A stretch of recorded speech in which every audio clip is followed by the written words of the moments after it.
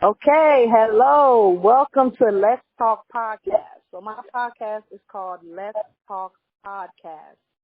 I am your host, Christina, but you can call me Chris. That's what my friends call me. That's what my family calls me. Everybody calls me Chris. First and foremost, I want to let everyone know that I'm so thankful and grateful that you made time out of your busy schedule in order to be here today and to support what God has put on my heart.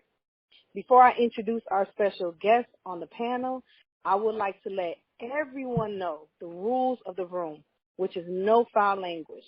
And no matter what, we are to always have respect for one another. We may not agree. We may have different ideas about things, but we must have respect. The point of discussion, why are marriages falling apart? Why are marriages failing? The reason for this topic is because at the end of the day, the one who suffers in a divorce truly are the children. And the children are our future, and they make up our communities, and they are a reflection of us as a people. And even if we have no children, we are making and breaking covenants that we've made with our spouses and with God. Now, the format of the show is we have several people on the panel that will be discussing today's topic. I'll have several questions throughout the conversation. Halfway through, we'll have the audience an opportunity. We'll give the audience an opportunity to ask any questions or to give any comments that they like. All you have to do is hit *5 in the audience, and that's how I know you're ready to ask questions. Please do not hit *5 now unless you are going to be one of the special guests on the panel. Otherwise, you're going to be up here, and we're going to be asking you some questions, okay?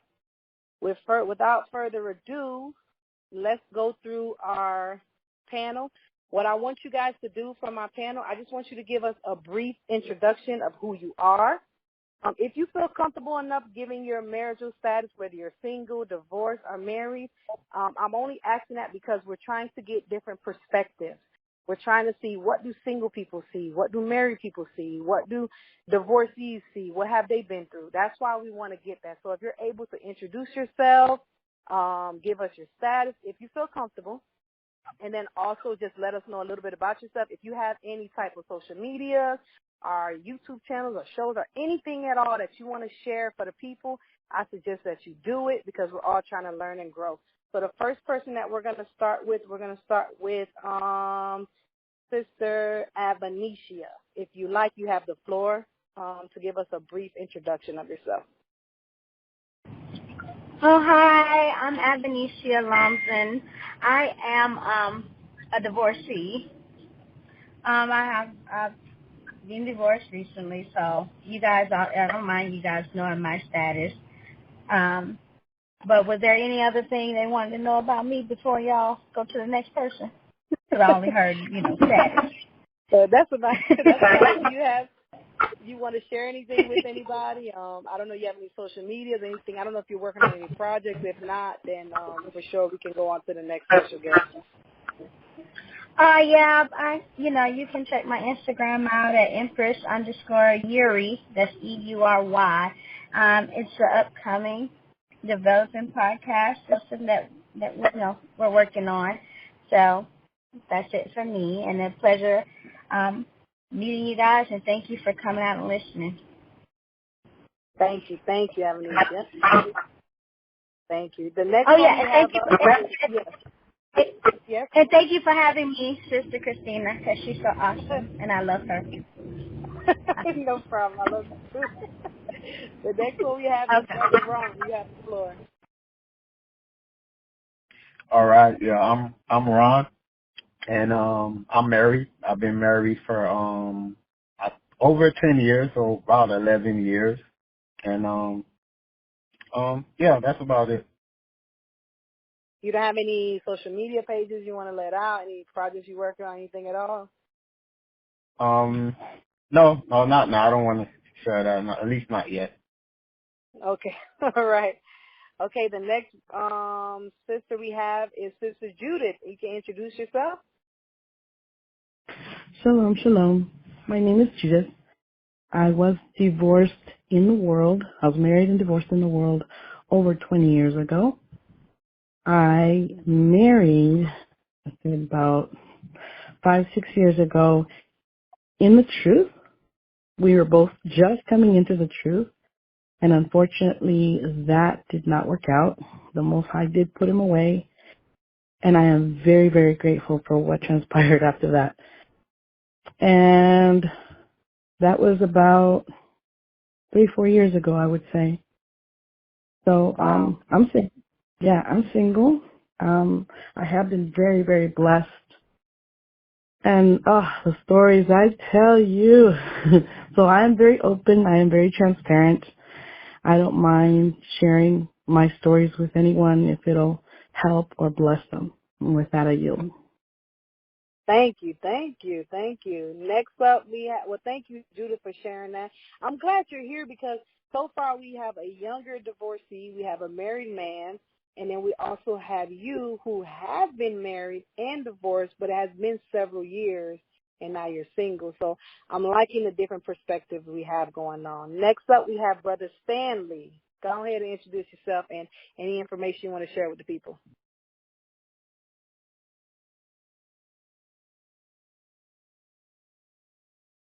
I can't hear him. Let me see. Say that again, Brother Stanley. We couldn't hear.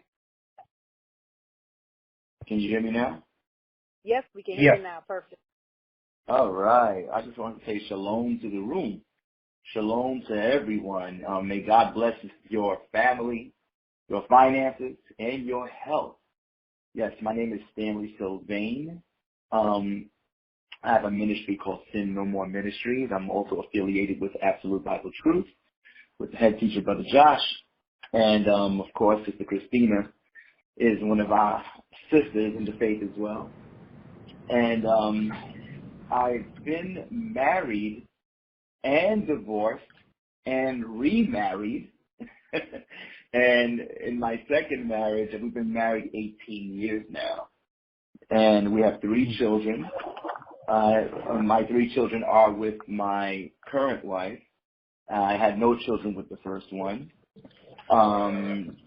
And I'm happily married, and we're constantly looking for things to help keep the marriage going and keep the happiness going, and that's all. That's what matters to us. We definitely are married in the Lord and in the Word, and we do believe in the Most High. We worship together as a family. We sing together. We pray together. We eat together. So yes, we're a family of 5, and you can always look me up on YouTube. I've done multiple debates and lessons. You can look me up. My name is Stanley Sylvain. It's spelled Sylvain. You can look me up on Facebook and request me to be a friend, and I would gladly accept it. And you can also, if you go on Clubhouse, you can find me on there as well.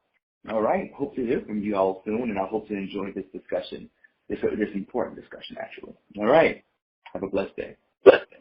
Thank you, Stanley. I'm like really loving the panel tonight because we have a lot of like different perspectives. We got a lot of different life experiences. So Stanley was married before, got divorced, and now he's married again. He has children, family of 5. That's a big family.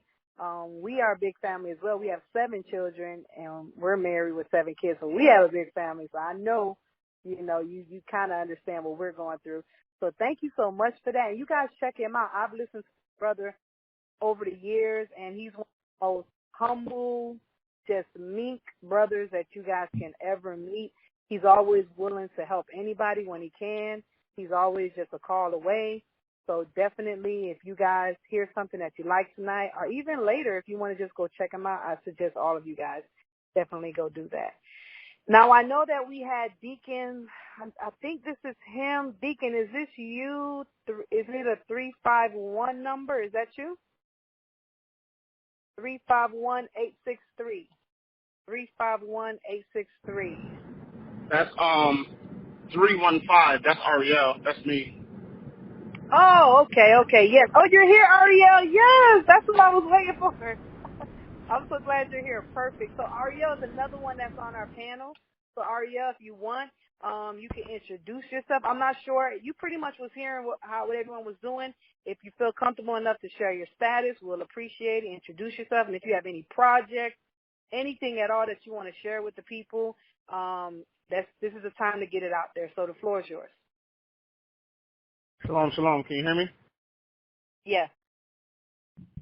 Awesome. All praise to the Most High. I just switched over to my headset, so I just wanted to make sure that I was loud and clear. So with that being said, my name is Ariel, and I've been married for 5 years. I have 3 daughters, 7 years old, 9 years old, and 1 year old.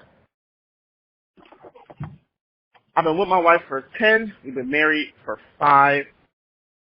And I'm an entrepreneur, motivational speaker, life coach, and published author.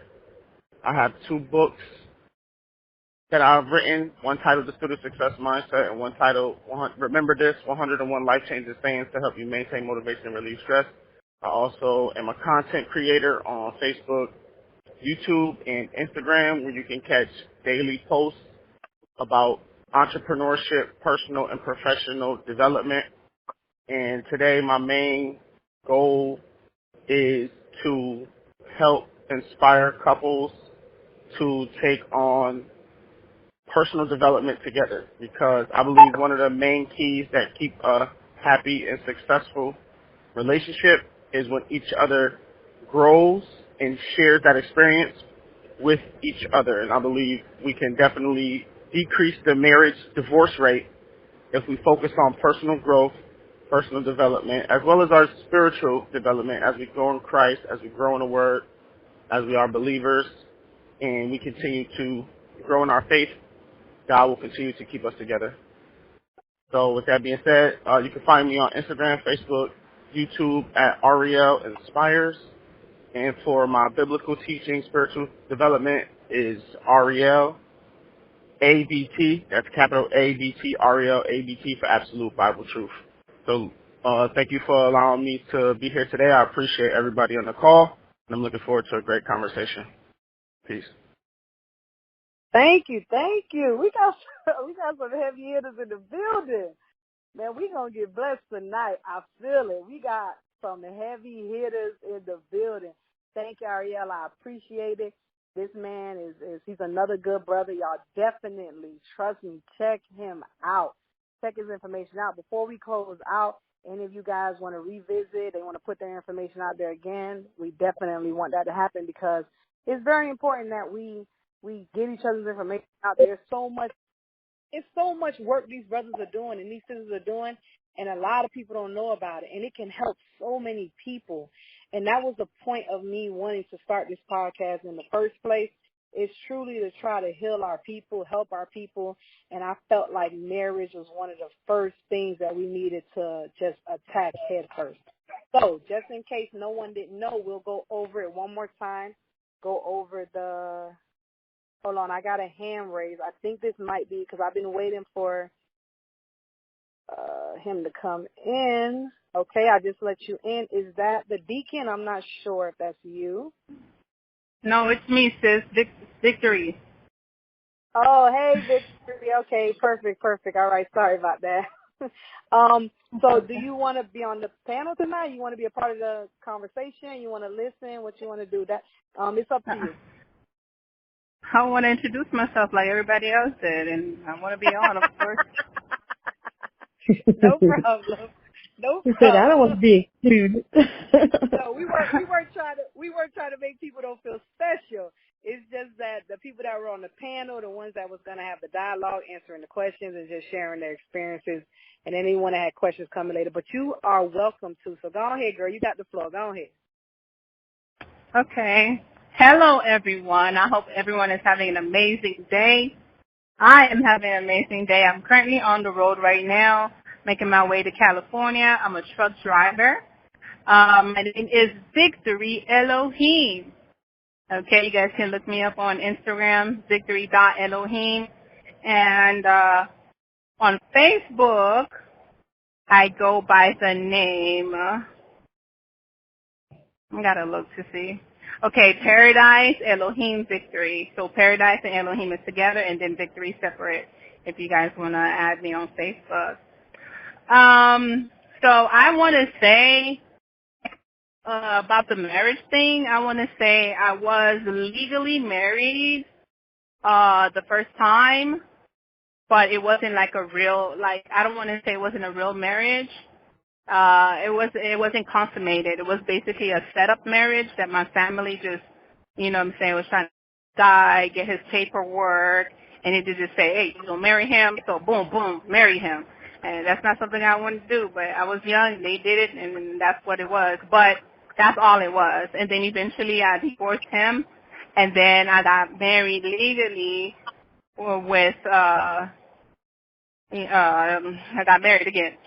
So, with that being said, I'm not sure exactly what the foundation of marriage is because the reason why I say that is because back in the Old Testament or even before the Old Testament, how was marriage arranged? You know what I'm saying? Was there witnesses there, or you just got together with somebody, had kids, and that was your husband, or your wife? No, I don't really know. So in this case, I myself feel like marriage is a covenant between you and your significant partner under God. I don't know if there has to be witnesses or anything like that, judging by our forefathers. I don't know, but I think if a man and a woman come together and make an agreement, a covenant under God, then that is marriage. That's just my feeling. I don't think that having witnesses or even going to the courthouse and making it legal is necessary because it's a spiritual covenant with the Lord. And I am a mother to 7 beautiful, amazing children, and I am definitely single, okay? So that's all I wanted to say. Thank you guys for having me. Thank you. Yes. Okay, you guys. So that's Victory. She gave her information out. And I don't know if one of you brothers or sister, I don't know, one of you guys want to answer her question now. You want to save it for later. I don't know, Brother Stanley, Ariel, Brother Ron, any of you guys want to tackle her question about marriage? Like what is it really as far as like the biblical standpoint is? If you want to tackle one of you guys. I think she's definitely right. The biblical I think the biblical aspect as if a man and woman come together and they have witnesses, and as well as they make a covenant, they're gonna come together and they're gonna be together. And they make a promise before God. I believe that is a covenant, and you don't have to go to the government. It is good because of insurance purposes and as well things like as if maybe you might pass away. It is good because those benefits like that. But yeah, I think she's correct as in you don't need the court. And I'm not saying I'm against it or anything like that, but I believe she's actually right on that part. That's my take on it.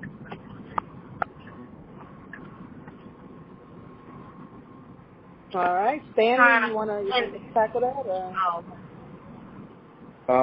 What I was going to ask is, I think she meant more than court. She said witnesses. If I want to make sure I get her correct. It's like whether it's outside of the court, is she saying that there's supposed to be no witnesses at all? Like it's just that two people come together in a room and it'll just be those two individuals and then they're talking to God, or are they supposed to be family and others around as well, that's part of the union?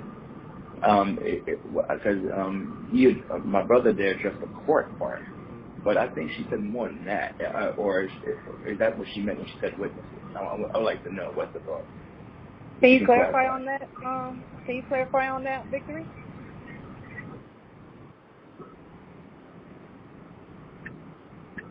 Victory, you there? Okay. I know she's driving right now, right? I know she's driving. All right. So we'll save that. We'll save that for later. So yes, you did say well, that. let me see if I could. Yeah, she mentioned, do Yeah. you have, what she said was, she said she doesn't believe that we have to have witnesses or go to the courthouse. It's a covenant between the Yeah. So significant well, it other was and God. both. That's what she Yeah. Okay. So I think that's interesting. I know when the Bible discussed marriage, outside of the Adam and Eve experience, there was not necessarily a marriage there, yet they were married. However, should there be a marriage? That's another question that we have to ask. But I know when Jacob married his wives, it was done, at their home, at the home of, and there was a feast involved and things like that. You know what I mean? So I don't see there's an actual criteria. So I guess it's, I could be wrong about that, but I'm looking into it as we're talking. Can I jump in there, Stanley? Oh, go ahead, jump in. Okay, cool. I'm not sure what happened, but my hand got put down. So but now I'm back. So thank God for that. And when it comes to marriage, according to the scriptures, right? The parents were the witnesses. It wasn't kosher, or it wasn't right in the eyes of the Most High for men and women to go out and sleep with each other and then come back home married. We have examples in the scriptures of where that is a defiling the father's home if you don't have his permission to marry his daughter. So there is a standard in which Israel practices marriage, and that standard is the man comes to the family and he pays for the daughter, the dowry, and if the father agrees, then it is so, and the marriage is consummated that way. And those witnesses are the families, because if there was no witnesses, when the travelers would come in and out of the city, they would not know that this woman or this man belongs to someone already, and that will cause more, the land could be defiled if there's people sleeping around, coming in from town. They don't know, if nobody knows who's married and nobody knows who each other belongs to. So when it comes to the Old Testament, the standard is, like the sister said, the covenant between man and woman, but it is also the witnesses are the parents and the family of that marriage. They know when their children is married, and they also let the villages know that there is a wedding with a feast and celebration as well. So that's the standard that Israel practices.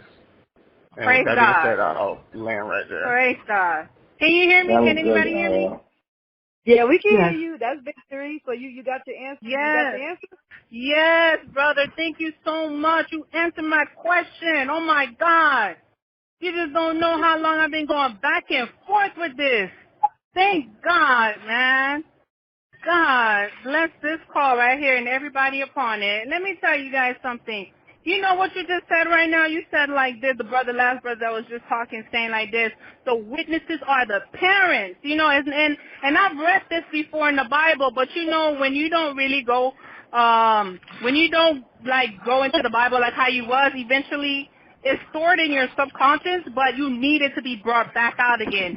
So just the simple fact that you answered that question, it made perfect sense to me, because when I got married to my second husband, there was no witnesses there. That my parents was not there to give me away, and I think that's the reason why I went through so much with this guy. You know what I'm saying? Because it wasn't honored in God's name. It wasn't a covenant. It was just something I did and something he went and did, and we thought that it was blessed and it was by the hand of God, and it was not. And you know one thing that God does? God speaks to you through he's Go ahead.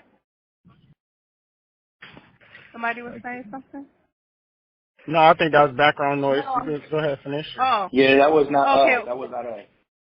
Oh, okay. One thing I wanted to say, God has shown me a dream that He separated me from this man, and I could not fathom or understand because I was so in love with him, and I really felt like I was doing things the right way because we went to the courthouse, we got married, I got my marriage license, you know what I'm saying? But it was havoc after havoc after havoc, and now that this brother just came on the line and answered the question, thank you. I'm delivered in the name of Jesus. Praise the Lord. That's all I wanted to say. Thank you, guys. Thank you, thank you, thank you. I'm glad that he was able to answer that question for you. See, that's why we're having this. You know, it seemed like she had a lot of stress on her chest, and for him to come and basically break it down real quick what the scriptures teach, that was a blessing. So thank you, brother, so much. I appreciate you coming. See, that's why I'm glad you're here tonight. You see what you're doing? Look at you. Look at you. If I may. All praises. Yes. Hello? Yeah, thank you, Brother Ariel. If I may. Yes, Judith. The floor is yours. Thank you.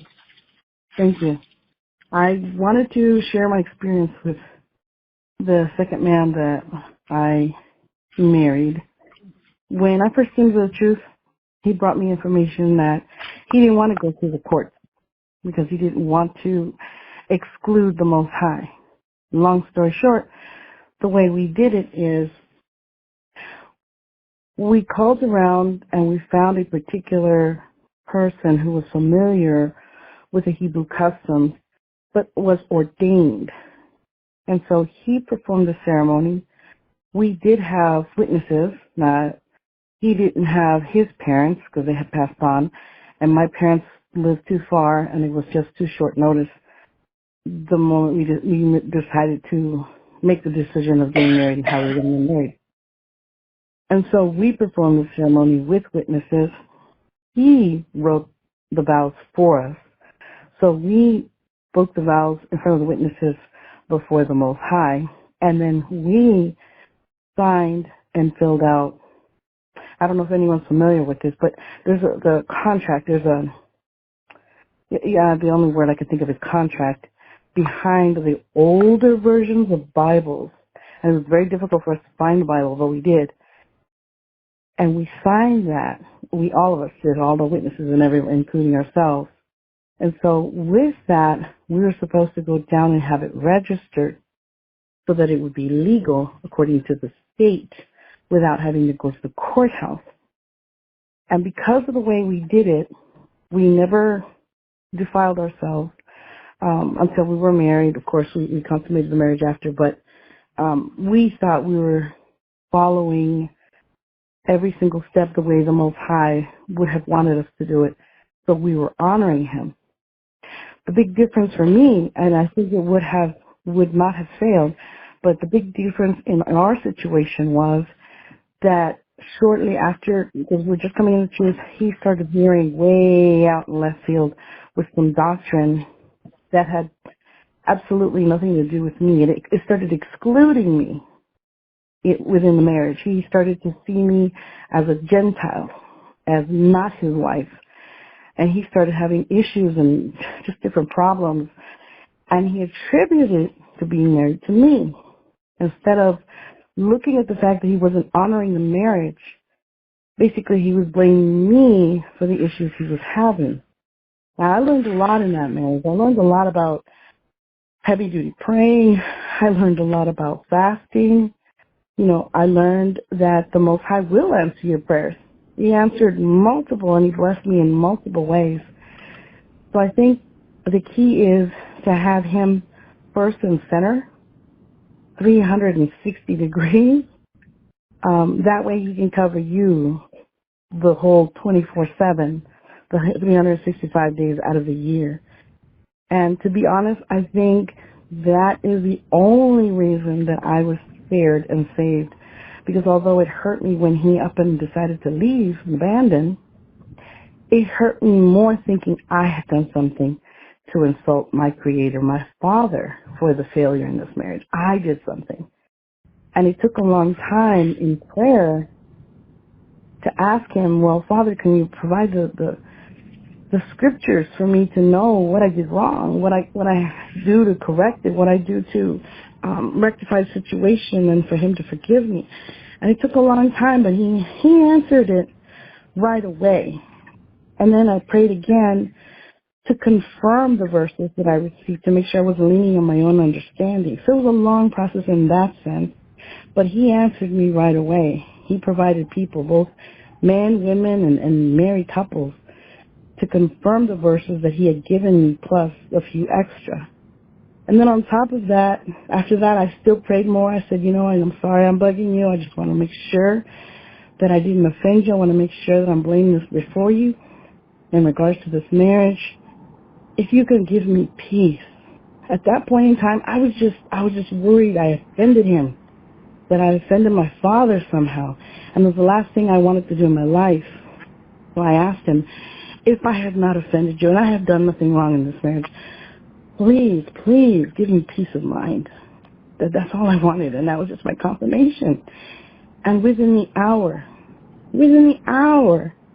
family, I tell you, the Most High blesses and He answers your prayer, because within the hour, I received peace, and I've had peace since. Praise Yah. Praise God. That's a great testimony. Thank you, Sister Judith. But Aria, that's exactly what you did with this sister. You heard what she said. It was people coming to her and different situations happening. So God definitely used you tonight to help her have a better understanding. And I hope that she goes and continues to study the subject. And I'm glad that you were able to give this sister some relief, because God does use people. So all glory to God that He was able to allow this to happen tonight. So if anything happened, that happened, I feel good. I feel like, all glory to God. I feel great. So with that being said, let's get into the show. Now that everybody has introduced themselves, we're going to go over a couple of statistics. And the reason I'm going over this is because a lot of times, I'm going to give you an example. For example, when people talk about abortions, right? They try and say that I should have a right to get an abortion because it's my body. And sometimes they use things like, what if a young child was to get, the R word? I don't want to say the whole word. The R word happened to a young child, and she was to get pregnant. Hey, you can say the word. You can say the word great. The grape. Okay, let's say a teenager got grape, and she was pregnant, and they would say, see, she should have a right to go and get an abortion. You're going to force her to give birth to a man that raped her, and she's a child. And they use these type of narratives to try and get you to feel bad somehow, as if your stance is wrong. Oh my goodness, I don't want to force a young child that got raped to have to birth the child of the person that raped her. But a lot of times when they do this, it's a very small percentage of women that are getting abortions that got raped. Like a very small percentage. So you're taking something that isn't even applying to the issue today. Not that I'm saying it doesn't matter, but the majority of women that is, going to get abortions, they didn't get raped, okay? So don't use that. And that's the idea I want to go with about this marriage. I know that everybody have different stories and different things, and we can address those things, but I want us to kind of tackle the meat of the matter. What are the majority saying? What are the majority suffering with? Because that's what we're trying. We're trying to deal with the meat, and then later we can deal with the residue of that. So I hope you guys can understand the way that I'm going with this. So the statistics that I looked up was the CDC said that this year, 630,505 people have filed for divorce. So 630,000 in the United States, and that's only 45 reported states in the United States of America. So the number is probably even bigger than that. That's how many people have filed for divorce. 70% of those people were women. 70% of those women. 70% of those divorces were women. Mute your mic, you guys. Please mute your mic if you're talking in the background. 70% of those divorces were women, and a high percentage of them were educated women. Now, my question to the panel is, why do you believe, because that's the question of the day, why are divorces failing?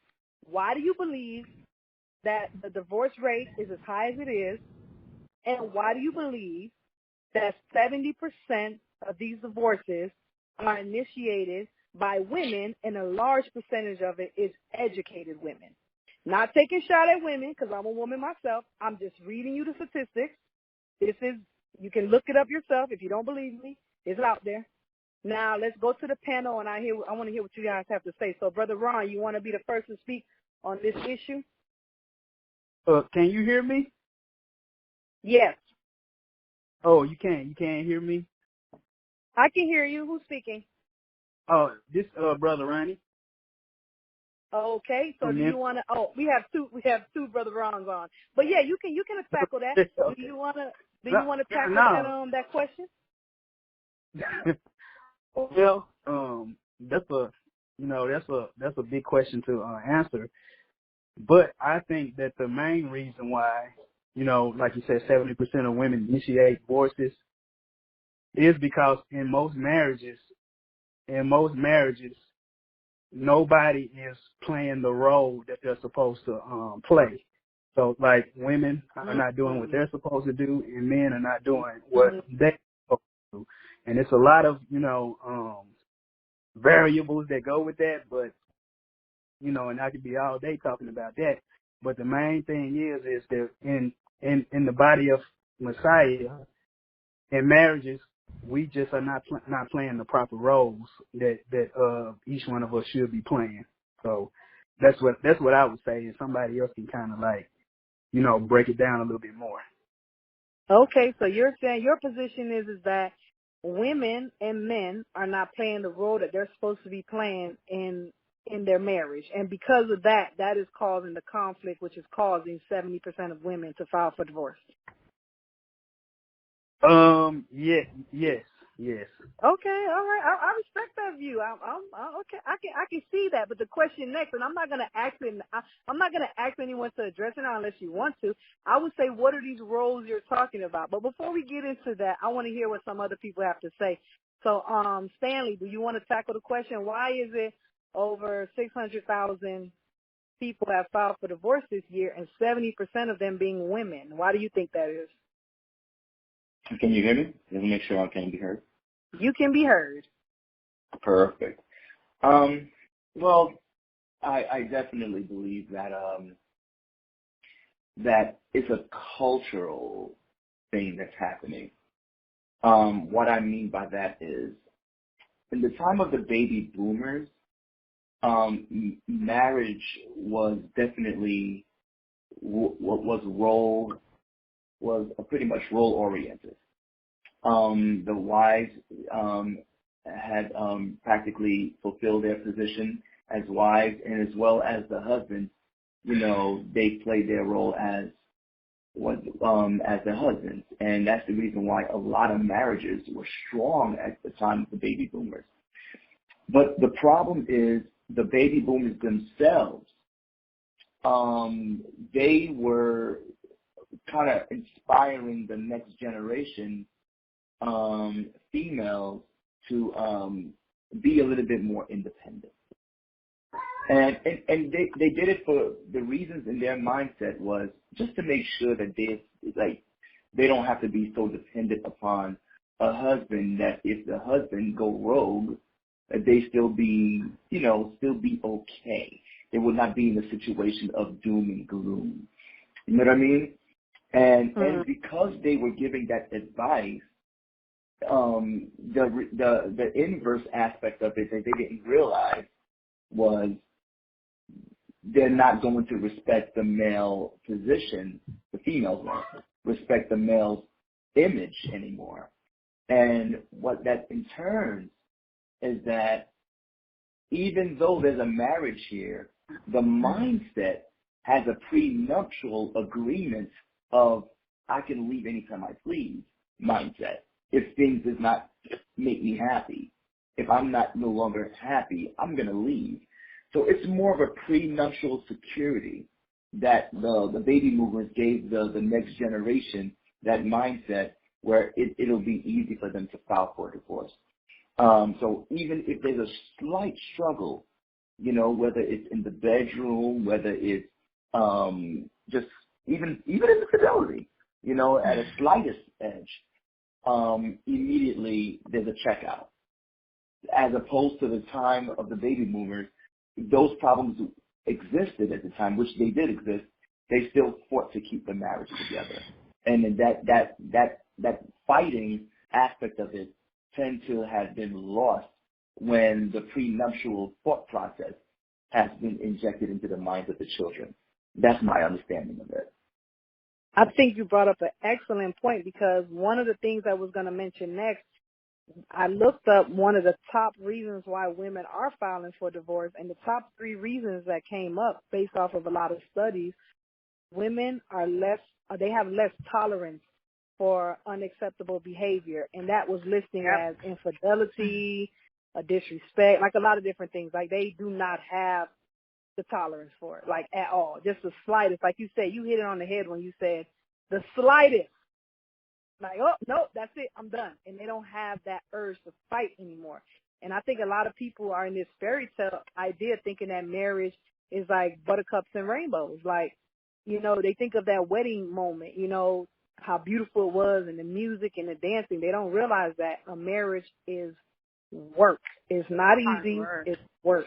Yeah, so you hit that on the head, Sandy, when you said, like, the slightest thing, they ready to check out. Ron, do you want to hit on that, and then we'll get some ladies' thoughts on this? Ron, do you want to say anything about over 600,000 people, or anything that Stanley might have said you want to point out?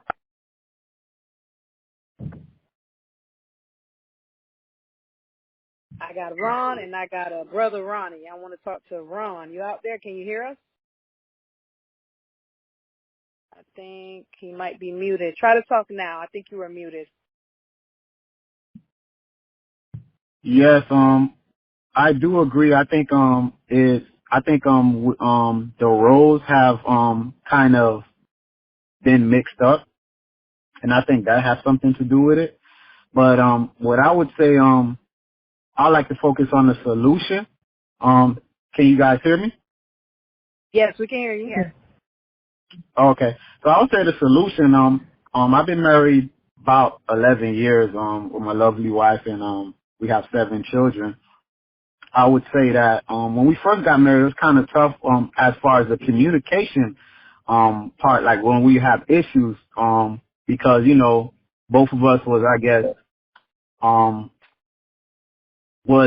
emotional when we're angry with each other, and, you know, so we didn't know how to communicate good, and we started to build. Thank God we started to build tolerance and I'll say more respect for each other, and started realizing that we had to communicate better. So and now I feel like I've been married to you know, my best friend. So I would say maybe communication would have a lot, that would save a lot of marriages if people knew how to communicate better. When they're going through issues, just have more tolerance, have more sympathy, and just try to work it out instead of just giving up on marriage. I'll say that. Yeah, some good points. I like that. Any sisters want to chime in? We heard from the brothers. Any sisters? Yeah. Yes. Oh. Go ahead. Okay. Okay. Oh, me or yeah, you can go first. No problem. I'll mute. Oh, okay. Well, I was trying. I don't know if can you guys hear me? I don't know if you can hear me. I've been trying to chime in a few times. Am I being heard? Yes, you're being heard. Yeah, you got the floor if you want it. Okay. It's up to you, and Judith can go next. Okay. Well, my name is Hadassah.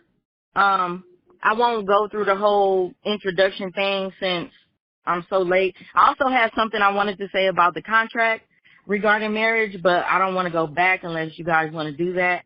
But as far as this question in particular, I like to attribute the psyche. And this is a problem that I feel like will only continue to get worse if we don't correct modern dating.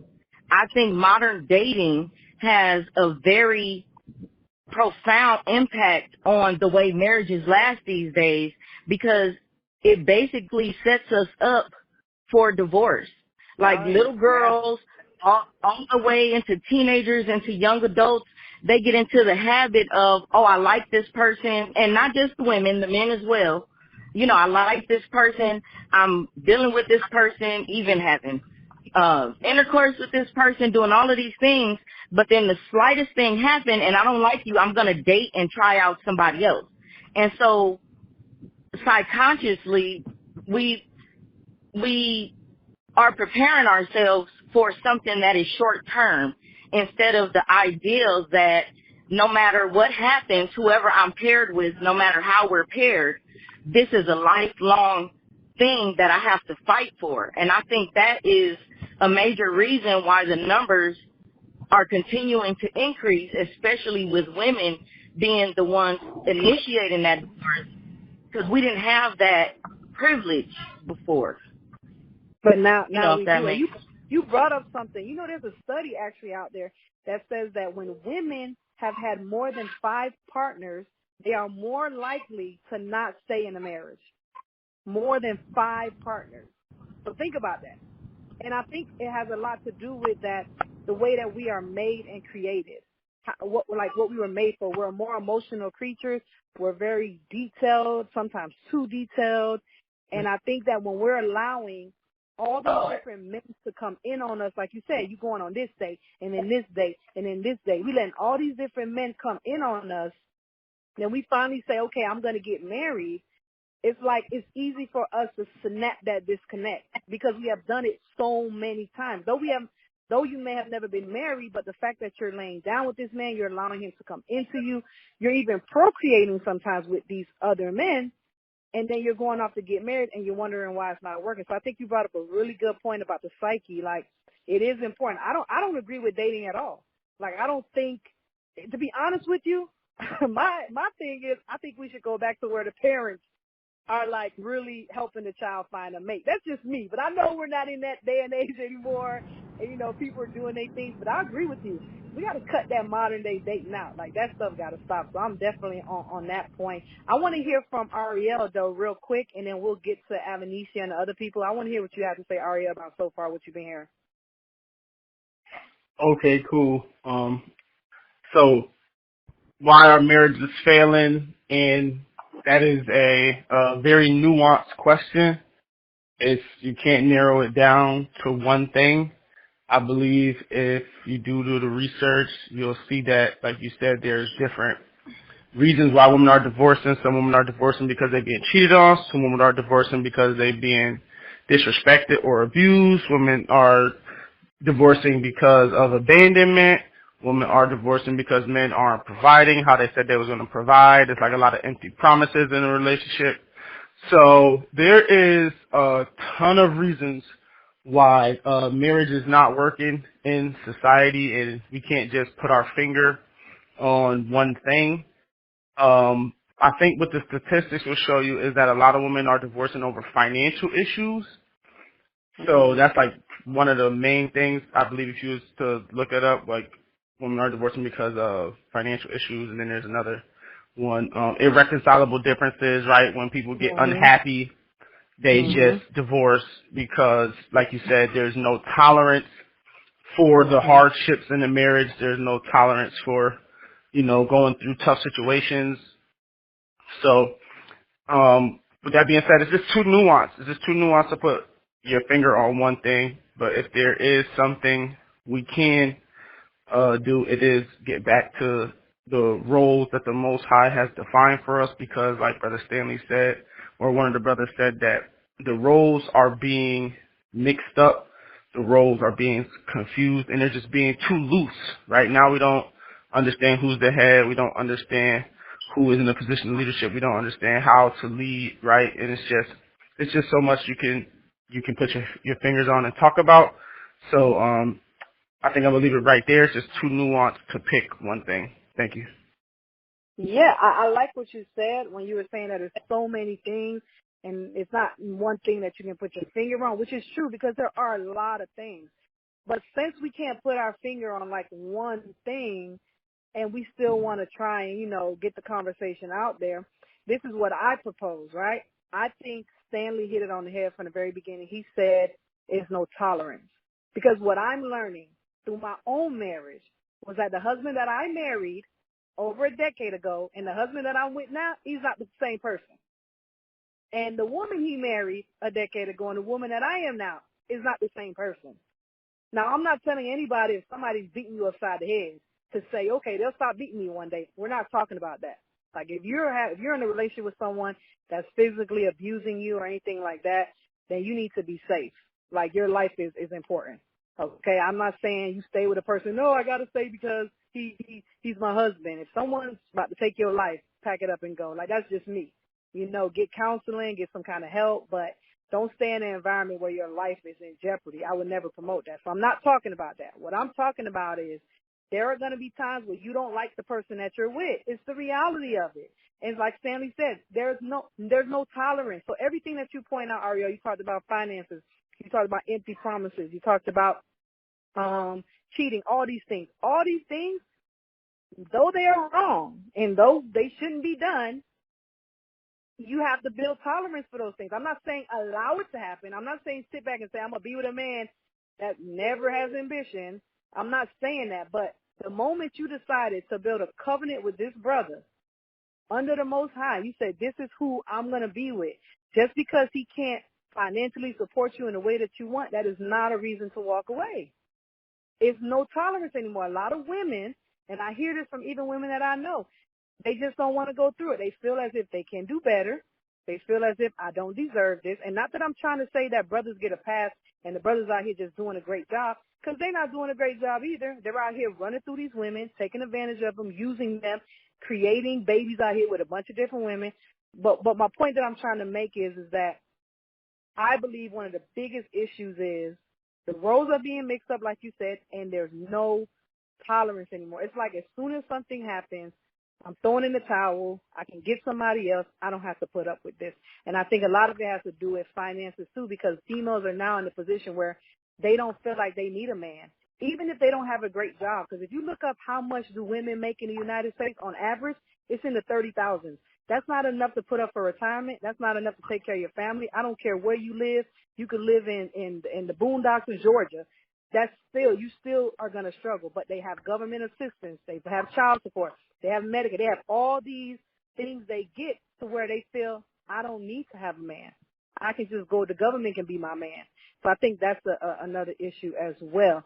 With that being said, I know Avenetia wanted to speak, so you have the floor if you like, Avenetia. Oh, yeah, so here is my take on it, and I don't know, my AC is running rampant, but here's my take on it. I've heard a lot. I agree with everyone's point of view at this point. Yes, women are, going to school, they're getting their higher education, and everything. That's definitely an issue. On top of that, the roles, I heavily agree with that, because I just go back to the whole Adam and Eve in the very beginning, and you know what I mean? Once he got the field thing down packed, he was blessed with a wife. You know what I'm saying? So it's one of those things where she was a helpmate. She wasn't the one, leading the job. She was aiding the husband within the job, that whatever he's doing. You know what I mean?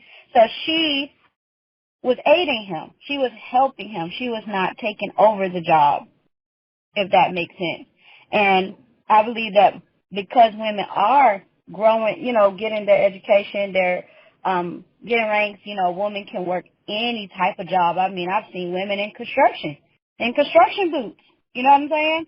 And those are roles that I feel still personally to this day, that there are certain things that men should be doing, and there are certain things that women should be doing, and then I think it will balance. There'll be some type of balance and order. Now, also, to add insult to the injury, I mean, if you know that you're dating, like you said, dating is a little bit tricky, but one thing about it is, if you are dating someone, you need to know what their plans are, like what are they doing currently right now, and where do you fit in as a woman with what they already have going on, not going against what they have going on, but are you going to be able to help them, aid them with whatever project they're already in tune with, like what are they doing? You know what I mean? If this guy is running a business or a certain type of business, are you going to be able to help keep the business afloat and do the things in the background to help the business be successful?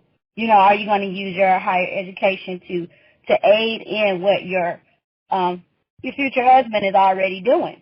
And that's how you become a stronger unit. But if one person is doing something and then the other one is doing something completely different, you know what I mean? You guys have different viewpoints, different things you want to do instead of working together. It's bound to kind of, rip apart at some point because you guys are both, doing two different things. And I think that's where it comes also being unequally yoked. I think it has a lot to do with that as well. Like where do you fit in this man's, job description? Like, what are you doing? You know what I mean? Like, if you're a woman and you make $100G a year or whatever the case may be, and you're dating someone and he may make $40K a year, and if we're talking about finances, are you willing to make that sacrifice to join on the bandwagon with him? Or you should be choosing, to pretty much date someone who you'll be interested in what they're already doing, what their goals are, what their future looks like. Even starting from the present and not really falling in love with necessarily potential. Like, what are they doing right now? And, how do we become this dynamic partnership? And how am I going to help you? Where do I fit in with aiding you with what you already have planned? Okay, do you just want me to stay home and cook and do those things, homeschool the kids? Where do you fit in to what that man is already doing as the leader, so you can be the helpmate, and then you can build, because it's very difficult, I think, to leave a situation if you guys are on the same page with everything, including finances, including how you guys are building your home and everything else. And it just becomes more of a balance when the woman gets on board with the man. And if you're a woman who you looking at this guy and he doesn't really have, he's not going in the direction that you would want, it's best for you not to really deal with that guy, because you're not going to be able to, you shouldn't jump into a situation with potential and try to change that person. If he's an artist and he wants to paint, you know what I mean? And you feel like, you need to get another job. If you feel that way, then you should not be dating that person. You should not be thinking about a long-term future with that person if you're not interested in what they have going on currently. I like a lot of points that you brought up, but I have to say one thing about something. I agree that we are the man's helpmate. I 100% agree with that. That's what we're here for. We're supposed to. That's what I do for my husband, and I'm his helpmate. Sometimes he calls me his secretary. Feels like, let my secretary know. And I like when he says it. I feel pride. I'm like, that's right. I'm your secretary. That's right. So I feel good. Right. I love serving my husband. I love supporting him. I love being there for him. But this is what I want to point out, and a lot of women complain about this. They submit to these men. It's a lot of women that do it, and these men are out of order. I'm not trying to say every man out there, because I got a good one now. That's not what I'm saying. But these women are getting with these men. Let's say a woman does make $100,000, and another man makes $50,000, and he says, you know what? I want you to stay home more. I don't want you working this long job. We have kids, and people need to spend time with the kids. Da da da da. And then she goes and she does that. Let's say that this man is someone that's not a man of God, that doesn't have the morals and values that you have, and now you find yourself where you're financially in debt. You can't even afford to be on your own anymore. You're struggling. Let's say he becomes abusive. Now you feel like you're stuck. You see what I'm saying? So I think it goes back to what you were saying about, if this person isn't currently on what you're on, then you shouldn't even get yourself involved. For me, I tell women all the time, you want a man that loves God and serves God, not believes in God. I'm not talking about somebody that says, I believe in God and I go to church. That's not what I'm talking about. I'm talking about a man that truly, I'm not talking about that, because women say that. I want a man of God. Do you know what a man of God looks like? Like, you want a man that truly lives his life in servitude of serving the Most High. Like, everything he does, from working to the choices in his home, everything is in servitude of the Most High God. If you could find a man like that, well, you don't have to find him, because the Most High will send him if he's yours. And you pray for him. God will work it out. You serving him. You put him first. these things will come to pass if it's his will. My thing is, you don't have to worry about none of these things. You don't have to worry about him abusing you. He's not going to be perfect, but God's gonna straighten him up. You don't have to worry about if he's sleeping around with women. You know why? Because he don't want to be disappointment to God. He's not gonna go out there sleeping with a whole bunch of women because he loves you so much. That's why he don't do it. No, he doesn't do it because his father wouldn't want him out there sleeping with all these women. That's why he doesn't do it. So I feel like as women, we should be looking more into that area. Like, I want a man like that, a man that is a representation of our Father. That's the goal I think women should be looking for. But with that being said, I know it's a couple people I didn't hear from. I don't know, Brother Stanley, you want to speak? You've been quiet for a little bit.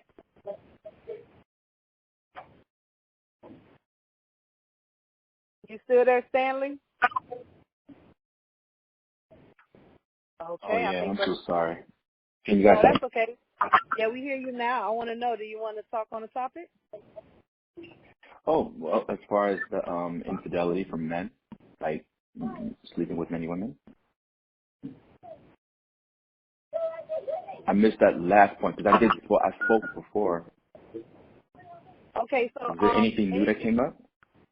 Well, no, we talked about roles, about the different roles, and we were talking about women basically, being a man's helpmate. The roles came up a lot, so let's just get into that because that was the next thing I wanted to talk about. I want to hear from the brothers when we talk about roles, right? What's a woman's role? What's a man's role? I want to hear from the brothers. What does a marriage look like? Everybody's in their right position. What does that look like? Well, according to the scriptures, we read that there's a hierarchy, and the hierarchy is definitely God, the Most High, and then Jesus Christ, the husband, the wife, and then the children. That's the hierarchy. And if the hierarchy stays in place, and we're all one, from God to children, the marriage, in fact, the entire ministry will be successful. But when now words like submissive becomes a negative terminology in our modern day time period, not realizing that submissiveness is actually a very powerful role because it shows that there is a connection between the head and those that the head are leading. The children are also supposed to be submissive to the parents. It's not negative. It's supposed to be the way things flow in order for success to be possible. So when I go to a 9-to-5 job and I'm working and I have a manager above me, or there's a CEO and there's somebody under that, like a vice president, and so on, there's no debate on this idea because it's understood success could only be possible in these kinds of environments. But when those that are in the submissive role tries to usurp, like if a child tries to usurp the parent's role, the house will fall. And in any position, if I try as a husband to usurp Jesus's role, the house will fall. So this is in any position. In any position. If we understand our role and give 100% in our role, then success is only possible. Now, my role as a husband of that home, I am put there by the Most High, and also accepted by my wife and her family to follow a particular position. It's a position. All right. In that position, I have to make sure that the income is manageable and is flowing continuously, and that the children also honors their mother and the father, and understand that she is their manager and their and she has a sole authority over them, and she also is responsible of teaching the children and making sure that they are understanding God's ways, whether it's in health, it's in mind, it's in scriptures, and understanding obedience. So in that, in also that when the husband is also serves properly, but yet the husband can show the example of serving as well. He can serve children and serve the wife to show an example like Jesus did when he served the apostles. Nothing wrong with doing that as a leader. It shows the proper that those who serve are classified as the greatest. So these kinds of things that if we properly show scriptural activity and scriptural walk, the house could only be successful if we follow those examples. I know there's a lot more to say to that. It's not as easy to say it in 2 seconds, but hey, that's the best I can say in a little short time. Oh no, you were perfect. I'm gonna tell you what I heard to just wrap it up.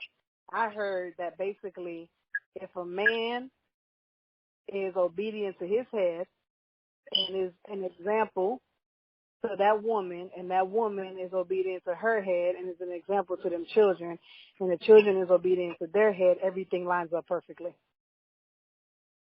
Well, there we go. You said it even better. Like all serving, we're serving each other. That's what I heard. Like I heard basically like we're all in servitude of something, and together it all lines up perfectly. But you know what? This is what I want to say to you, Stanley. What about those women that come up in a home where their father's not there? They've been raised by their mama or their grandmama. Then they go and they have children, and those children are raised up by their mamas and grandmamas. And then they go and find this man, and then they get married. And remember, they're used to seeing their mama and grandmama and them calling the shots, you know, making certain decisions, doing certain things. And this person truly does believe in the Most High, and she's doing her walk and trying her best, but she's having a struggle with the role. Like, she's so used to seeing it a certain way, and now she's finding herself in a marriage where this man is in perfect alignment with the son. What do you say, like, in a marriage like that? Because there's people that have broken up over things like this. Like, what would your advice be for, like, a dynamic like that? Premarital counseling. Well, if they're already in the marriage, then they need counseling. They definitely therapy is very, very, very vital in these concepts, because the thing is, we're walking into an institution not understanding the kind of mindset that we're supposed to have entering in. That's like going into the sea without scuba divers and things to bring in extra air with air tanks that we need in order for us to make it under the sea, because we can't breathe the way we breathe in this air outside the water, the way we can do in the water. There's a breathing mindset that we should have when we're entering into the marriage water. It's completely different breathing cycle as a single life.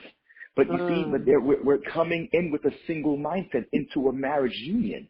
You cannot walk in as you cannot be a married single person. It's not logical. It's a completely different technicality. The mindset should change, and the only way that can change is if they have therapy. Now, therapy from whom? It's not enough to just get therapy. Well, I got some kind of therapist. From whom? I think we need more licensed biblical therapists. Yep. Biblically based therapists that are licensed. We need to promote that. Is because that will definitely, the more we have that in place, the more marriages should be encouraged to go see these individuals to help their business, of course, but at the same time to help the marriage union as well. Because the marriage needs it, especially today in a modern marriage. Step number one, these individuals that are licensed should help them to understand. You may be God-fearing, yes, but let's take it a bit further. Let's make sure that the world's philosophy did not creep into your godly understanding as well. Because sometimes we can go into the scripture with the world philosophy contact lenses, looking at the scriptures.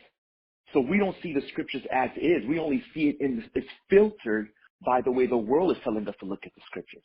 So in our minds, we are godly, but technically we're not. We never really looked at the scriptures and following it the way it's supposed to be, because we're still filtering in from the way the world is saying. Well, that's the reason why we're able to see things that's not even there. We're interpolating ideas that's not even there. Why? Because we're being filtered by the world's philosophy. And not the Holy Because we Ghost. are not the Holy Spirit. And that's the problem.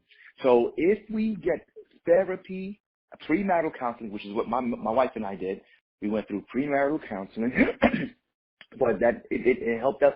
And he was a pastor. It did help, because what he kept it scriptural, and he'd have us do things. He'd have to say things. He met with us privately sometimes, but we kept going every week. We were very faithful at that. We paid him the fee. I think it was $7 a visit for an hour, and we went out there. He had us do some work, like to ask certain questions throughout the week on how what if we managed finances together, how we supposed to handle it.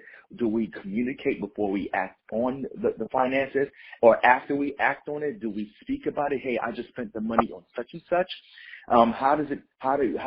If we practice taking on a bill, and how do we handle that? There's a lot of different things. And they did a ton of scenarios and hypotheticals was created ahead of time. Now keep this in mind, we're not married yet.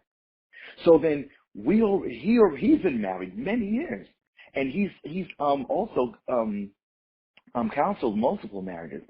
So he knows all the problems that generally marriages go through. But the people that are not coming into it, we don't know what we're heading for. So what he's doing for us, he's giving us all the issues, the common issues that a lot of people go through. So therefore, when this young couple enter these issues, they will not go in there surprised. They'll be there a little bit more fortified, knowing what to do and how to do things, and what to say and what not to say, because they're prepared for it. But a lot of young people today are not going through that because they have not been counseled. They have not had therapy. And so if a woman that's been raised by a single mother, that's a tough situation for a child to be in, because she didn't have no disciplinary man there to show how things are. How is she going to respect the image of the male when she's married to one? She has to be heterosexual, praise God. To it. Or even be used to it, saying sometimes you're not even used to a man, because sometimes I don't like to say that men are aggressive. I don't like to use that. I think they're just straightforward with a lot of things. And sometimes it can come off a little heartless, and it's not that they're being that way. It's just, at least with my husband, he's always like black and white, up and down. Like, it's just like, go up, go down. That's it. Go left, go right. That's it.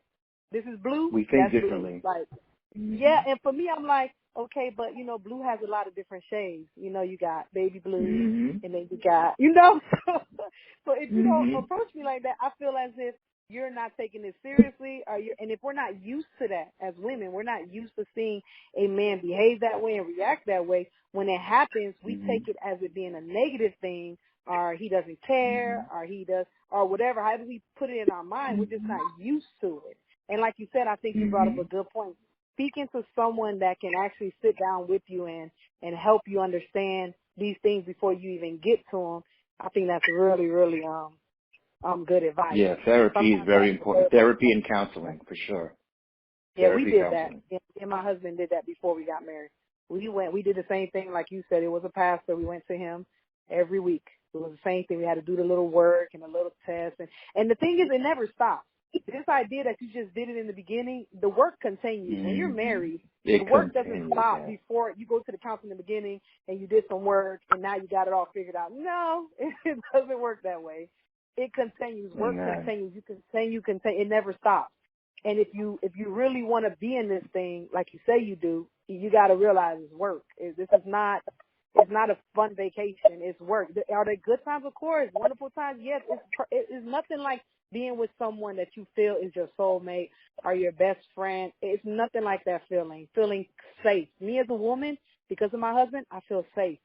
I feel protected. I feel comfort. I don't worry about anything. I don't worry about nothing. He has provided me a very comfortable life, happy life. He takes good care of us. When he makes decisions, though I don't like them, I trust him so much that it's like, oh, God got it, and God's with him. We're good. And God seems to just keep leading the way. So it's a great feeling, and we did get counseling as well. So I think that's some really good advice. Anyone else have anything they want to add to what Stanley said? I want to say something. Yes. Can you hear me? Victory. Yes, Victory. Yes. Oh, the only thing I wanted to say is I think everybody on the platform, on the call right now, said exactly what needed to be said, you know what I'm saying? Because everything actually makes sense according to the scriptures. I want to say one of the main factors of divorces is I feel like it's because lawlessness. We're in a time of lawlessness, just like the Bible, the scripture says, and lacking God in your life and lacking the understanding of God himself, because if you get to know God, or if the wife and husband really get to know God as they should, then in the scriptures they'll tell you how to go about any conflict. And as far as the women, you know, who make the more money than the guys, and then they eventually divorce them, is because the roles, just like one of the brothers said, everybody's playing different roles here, and a lot of women, they don't know their place, and the man is supposed to be the head, you know, of the household. So despite if the woman is making more money than him, he's still the head. And some women, because they don't have the tolerance and because they're making so much money, they're like, one little mistake that the husband did, or let's say he goes out there and mess around with another woman, that gives them ground, the woman, for divorce, which actually that's really not what it is. If a guy go out there and mess around with another woman, that doesn't give a woman the grounds to divorce at all, to be honest with you, especially if the marriage did the right way in the covenant under God, you know. So I think it all depends on just basically knowing God, knowing the scriptures, and having respect and tolerance for each other, and time. Yeah, I think you brought up a good point. I just wanted to share something real quick with my marriage. When me and my husband got married, I had already had 3 children. He had no children. And when he came in like, okay, this is what's going to go down. He's not the type of man to let anybody basically just run all over him or force him to do anything that he feels is not right or goes against the Most High. So when he came in like, okay, this is how we set it up, this is how we're doing it. And I struggle with that. I struggle because, remember, I'm a single parent. I have children already. You know, I'm used to doing things a certain way, and then this man just going to come in here and just start trying to tell me this, that. And the thing is, I'm not going to lie, I was rebellious. Now that I'm looking back at it, I was rebellious. And the Most High was dealing with me because he'll say one thing, I'll do the opposite, and then something bad will happen to me. Like, literally, that was the order in which it went. So God had to, like, really deal with me. So on top of counseling, also, I think it was Ariel. Was it Ariel or Stanley? When you guys brought it up about, you know, we have heads, right? So I feel like when my husband was trying to lead me a certain way and I was being rebellious against it because of my past experiences, it's like the Most High was spanking me, like he was dealing with me. And I feel like the Most High does the same thing with the man as well. When he's not doing what he's supposed to do as a leader, I feel like the Most High will spank him as well. So on top of counseling, also having your faith in the Most High and really serving him like you're supposed to and putting him first over your marriage, over everything, like he comes first, I feel like that's a good guide for you. And it's a good lesson. I think he will guide you and help you along the way to fight and continue to grow in your marriage. I want to hear from Ron. Do you have anything you want to add to the conversation? Because we haven't heard from you. Okay, cool. What was the overall question? I kind of got lost in it. My bad. It's okay. So we pretty much answered that question. The next thing that I wanted to hear from the guys, And the reason I want to hear from the guys is because there are women out there that are making complaints against men. And I wanted to know, what would your response be to these women? So there's women, these women that are getting divorced, Ariel even brought it up. He said a lot of them are because of finances. A lot of them are empty promises, infidelity. He said it himself, is no one place you can point and say this is it. There's so many different layers, right? And he's true. And we don't have time tonight. We're not doing that tonight. We can't go over everything. So I'm just pointing out a few things. There was a survey that was done, and this survey that was done, it was actually from a law firm, a very major law firm. And what they did was they took all of their cases and they categorized their divorces and what the women were saying. And the women were saying three things. These three major things kept coming up. They either felt stifled in the marriage, they felt that the men were emotionally unavailable, like they felt like they had to carry the marriage emotionally for both parties, and they also felt like they weren't able to tolerate any type of unacceptable behavior at all, whether it's infidelity, yelling, whatever. Like they're not willing. Now, we talked about the tolerating part, but the part that I want to know is, what would you say about these women that are saying, or what would you say to the men that are do you think this is true, that women do feel stifled in a marriage, feel suffocated, they feel like their voice is not being heard, and women are also feeling like men are emotionally unavailable. They don't express their feelings enough, and things of that nature. What do you have to say about that? Well, I have to say, I could speak for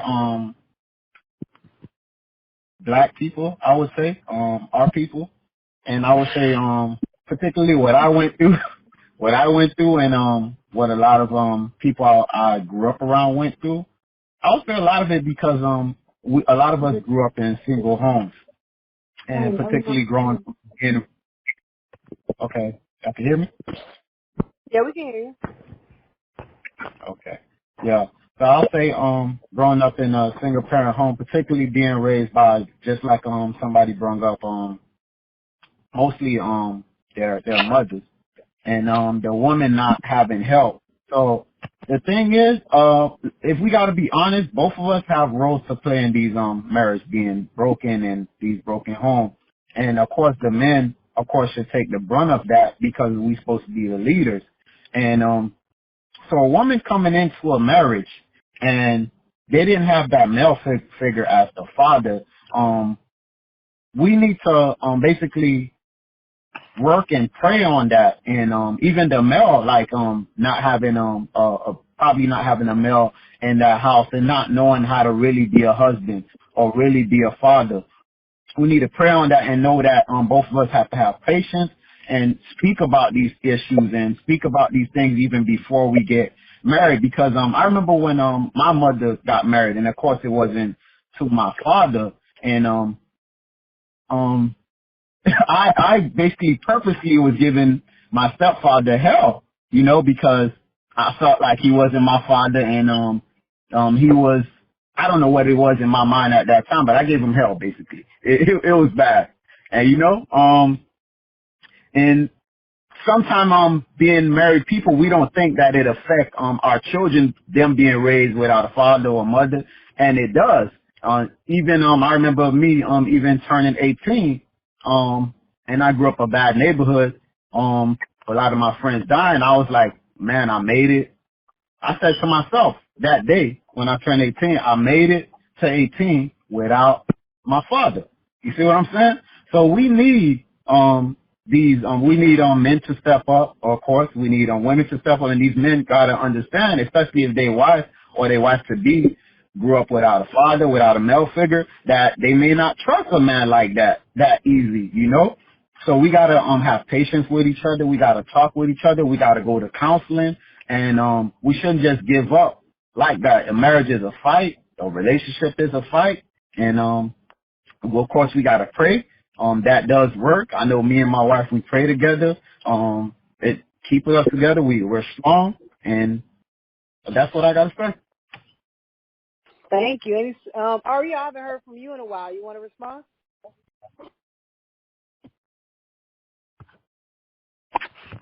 Yeah, I'm here. Can you hear me?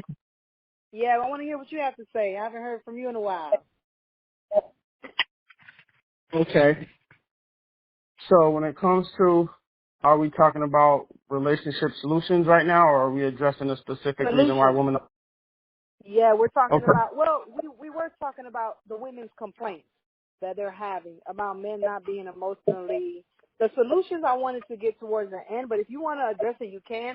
But we were talking about like women complaints, about them complaining about men being not emotional, not being easily, like we can't seem to get any true emotions out of them.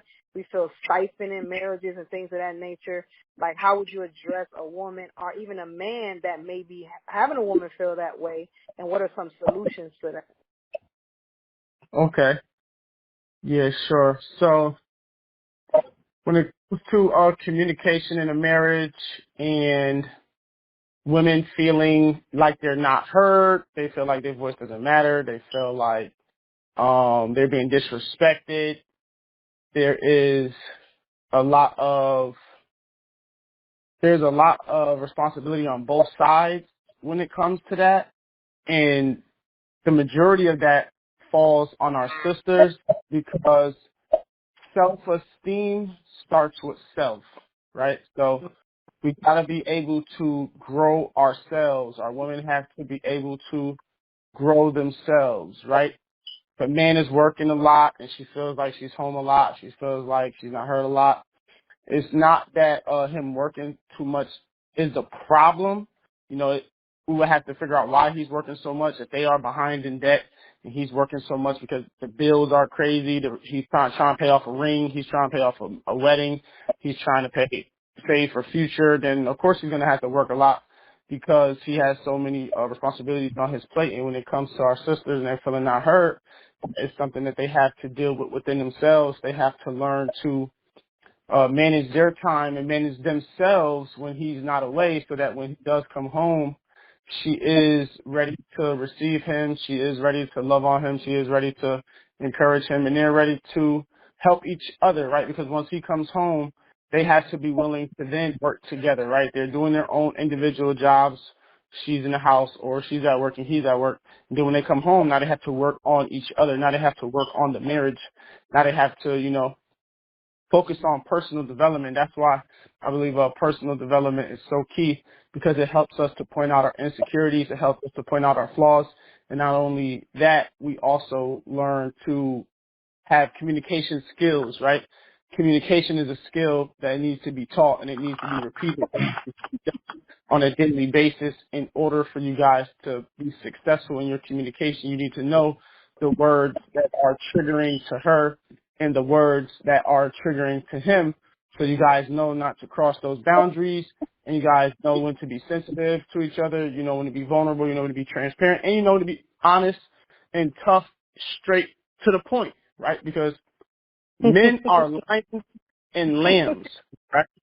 Mm-hmm. So the man being a lion and a lamb, he has to focus on knowing when to be tough, when to be straightforward, when to be aggressive, and then he also has to know when to be sensitive, when to be vulnerable, and when to be transparent.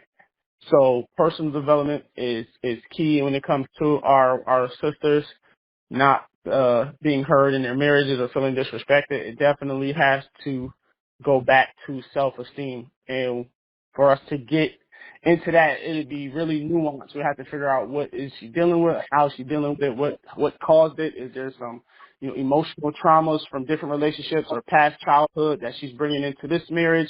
Is it some learned behaviors from her husband that he learned in the hood, to be tough, to be aggressive, to always, step on people, to always, force his way through things? And now is he bringing that same mentality to his soft, sensitive, and vulnerable wife, which would be a question.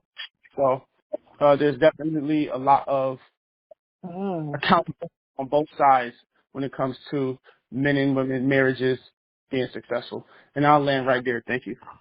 That was deep. Y'all heard that? See, this is actually being recorded, and it's going to be shared. So everybody on the panel, anyone that's going to be planning on listening to this later on, y'all better be taking these gems right now, because that was the point of this whole podcast.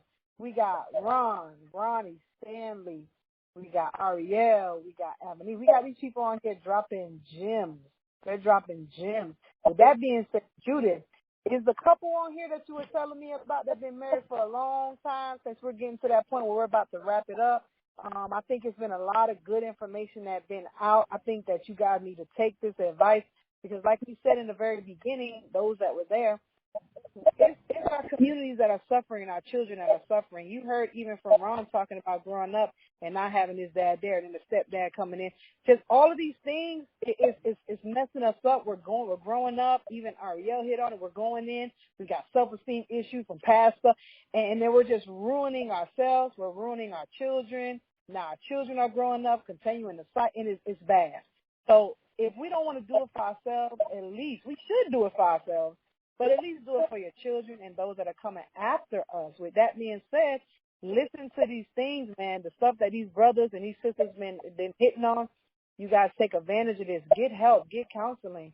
Find someone to speak to. It's so many different outlets. You can literally go and Google and just Google it.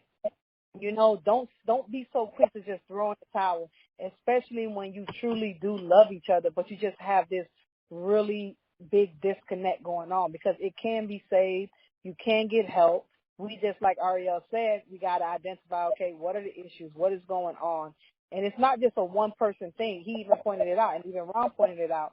You know, the male got this going on, the female got that going on, and, you know, you guys are coming together and it's not working out. So with that being said, Judith, is the couple on here? Because I think it would be really good if they are. I know you said that they were married for a while. I think it would be good for them to bless us with that information. You there, Judith? Yes. Are they on? I'm not sure if they came in. I can't see anything. I'm on. Oh, yeah, okay. So if you're here, everybody's unmuted. I think you said, what was his brother's name? Brother Deacon? Deacon and his wife. Are you here, Deacon and his wife? Because I don't see any name by that. Deacon, nope, I'm not seeing it. Okay, well, that would have been a blessing to hear, but I think we've already dropped a lot of gems on a lot of people to help people out there that are struggling. With that being said, I want to go through the list. And I want everybody to just give us a closing statement, if possible, to share with us about, and if anybody have any questions or comments before we even get to the closing statement, does anybody have any questions or comments or anything like that they want to ask? You just hit *5 and they'll raise your hand. If not, we'll let the panel close it out with some closing statements on what they believe the issue is and what the resolution is. I think we heard pretty much a lot. But also you can give out your information, because there's a lot of brothers on here and sisters on here that's doing a lot of good work. And I think that it'll be a blessing for them to be able to share the information for people to go out there. So we can start with Abenicia if you want to close it out for us. Oh, sure. Once again, I am Abenicia Lonson, Empress _Yuri, EURY. And also, yep, so to finalize everything, I think that if everyone plays a role in their particular role, which I agree, as a man, definitely being the head, and like the young lady said, definitely knowing when to be vulnerable with their wife and knowing when to, be firm is definitely a plus. But all in all, is definitely the role. Like, the woman should be the helpmate to the man and so forth. And that's, that's my take on it. And if you can't be a helpmate to that guy, then you should, you need to get that, situated before you get married. Just really sit there and think. If you're getting ready to get married out there in the world, go ahead and think that through and say, this is what this particular guy has going on. How do I fit in?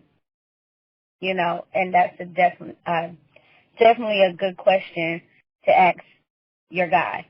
Okay? And that's all for me. Does anybody have any questions or comments before we close it out? All you have to do is hit *5. *5 if you have any questions or comments, or if you're already on the panel, if you have any questions or comments before we close it out, I would like to hear from anybody. With that being said, I think somebody hit. Okay, hold on. Okay, so we got a question or comment from 305-519. 305-519, you're on the line. Hi, Christina. This is Naomi. Hi, everyone. Hey. So I do have a question. So what if you were, because this is past, but I was actively dating somebody. We were engaged. I was the breadwinner. I was making a little bit more money with him, which became, I think, a little bit intimidating. And he was never really able to catch up with me. And then it kind of like pushed me into masculine energy. Like, what do you do with scenarios like that? Okay, so that's pretty. Oh, am I answering or are you answering, Sister Christina? No, I'm not answering. I was gonna actually ask one of the brothers to answer, but if you want to tackle that, then we'll get one of the brothers in. But you can go, Abenicia, and then I want one of the brothers to tackle that question. But go ahead. Yeah, I want to go after Abenicia. Okay, good. I was gonna say one of the brothers can go ahead and answer first, and I'll just follow back. I definitely want to hear what a brother has to say about that. All right, Stanley, you got the floor. I want to say something on that too. I want to say something on that too after Brother Stanley.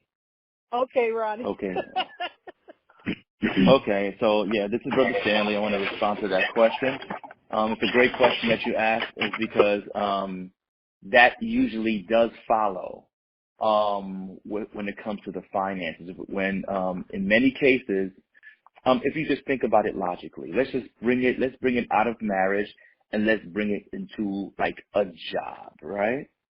And let's say, for instance, that you are working for this individual, and this individual is your manager, and you know that your manager has a particular level of credentials, and ultimately your credential has surpassed that individual. It's natural for you to feel like he can't tell me what to do anymore, right? So you're going to either want to check out or try to become over him. It's a natural reaction to want to do that. And that individual, if he knows that your credential has gone past his or hers, she'll feel a little condescended or a little belittled, even though she is a little above you in that particular position. So bringing it back to the marriage, when situations like that happen, these finances are usually used for that. However, this is why I think therapy and counseling is extremely important. Because as long as we maintain our mindset to the role that we are in the home, then we'll stay focused in our duty, in our roles in that relationship. Deborah was a judge, one of the leaders of the entire nation at a time, yet she was married.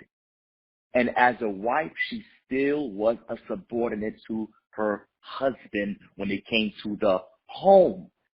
There's a way that we have to understand how to split between what we are outside of the home and what we are in the home. Now, in a marriage, if my wife makes more than me, which happened before in my marriage, we didn't see it as she's just making more money than me.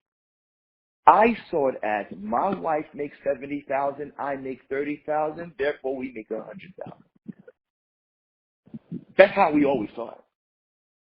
So because of that, she was still a wife, and I was still a husband in the home. Now, and then it got to a point where she dropped her finances because my finance I had out-earned her. And then ultimately, and then we both started working. It was another time of our lives when we both made about the same money. But the point is, it didn't matter.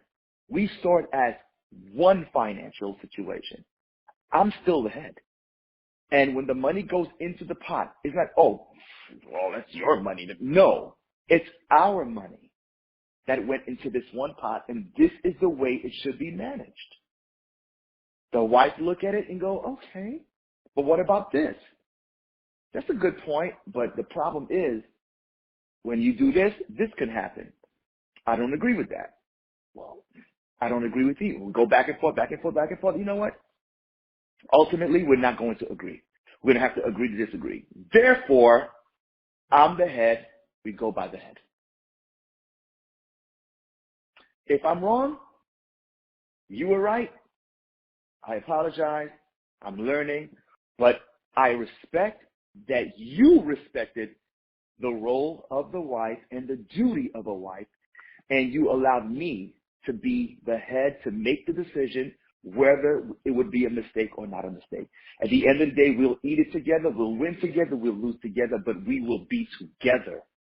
And I think if we understand that good and bad, mistakes and non-mistakes, we will be together. We will learn from one another. We will respect one another. It doesn't really matter how much money one makes over the other. It's still one account. It's one financial account that's supposed to be managed in a hierarchy in this institution. It doesn't matter who brings more. But in order for us to get that mindset, therapy and counseling is a necessity. We need somebody to have that, help us to get that mindset. The only way the masculinity portion can come onto the female and the emasculation happens to the male, that only happens when there is no guidance. That could only happen when guidance is absent from the situation. That's my thoughts. Thank you. That was good. What you think about that? You got a few people still got some answers for you, Naomi. What you think about that so far? What Brother Stanley just dropped?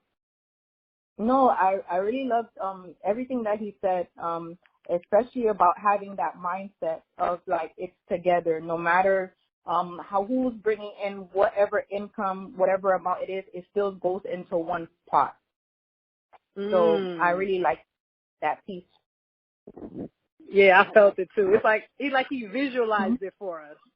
Like he was Yeah, that was a good one. And you know the thing, when he said, okay, I'm the head, we don't agree, but this is what we're doing, I felt like I was swallowing a big pill when he said that. Like, I'm swallowing a big pill because I had to do that in my marriage. Like, my husband's like, well, too bad, this is what we're doing. And I'm like, oh, but guess what? He's right. Sometimes my husband did fail, but guess what? A lot of times he succeeded, and through his failures came more success. And that's why he's where he is actually now. He did stumble here and there, but ultimately through those failures made success. And because I did do like what Stanley said, he looked at me differently. Not just that, he valued me more. He actually valued me more because I was able to relinquish, like, hey, you're right, you're the head, this is the ultimate call, fine. He actually then started coming to me more, which was weird because what I was saying was actually the wrong thing many times. So, it actually builds. So, man, Stanley, you hit that on the head. I think we have two more people wanted to chime in on that. I think it was Avanisha and Ronnie wanted to chime in on that. You want to go, Avanisha, and then Ronnie can go after? Real quick, Christian, is there a time limit? Like, what time you got to be out? No, we're closing it up in a few more minutes. That's why I was getting the closing statements. It was actually supposed to be 8 o'clock. That's when we're supposed to close it down. But she asked the question. That's why we're going to get the question done. Hopefully it's no more. Then after that, we'll get into the closing statement. But, yeah, the time limit is 8 o'clock. Yes, sir. I'm sorry about that. I should have definitely told that from the beginning. So, yeah, 8 o'clock is supposed to be the time limit. So, Avanisha, you can tackle that a few minutes. And then Ronnie, you guys could probably take like 2 minutes each. We'll do the closing statement. I'm sorry. Actually, Stanley, I was kind of on the same wavelength. So Stanley kind of said what I was going to say. So you guys can finish it up. Okay. So, Avanisha, you want to add anything to it?